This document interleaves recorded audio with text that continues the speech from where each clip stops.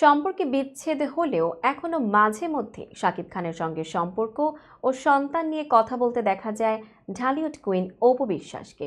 সম্প্রতি এক অনুষ্ঠানে হাজির হয়ে এই সম্পর্ক নিয়ে অপু বিশ্বাস বললেন, আমার ওই ঘটনার পর অনেকেই মনে করেছেন সন্তান নিয়ে এভাবে টেলিভিশনে না আসলেও পারতাম, বা এটা আমার ভুল ছিল।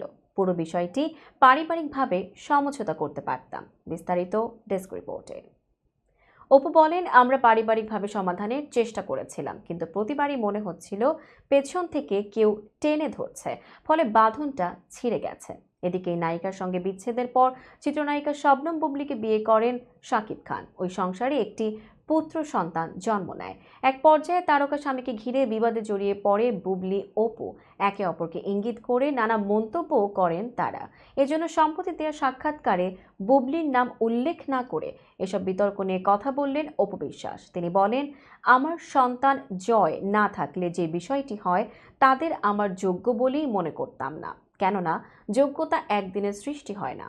আমি অপু বিশ্বাস, আমি একজন সুপারস্টার। এই ইন্ডাস্ট্রিতে 17 বছর চলছে আমার, এজন্য তাকে আমার যোগ্য বলেই মনে করতাম না।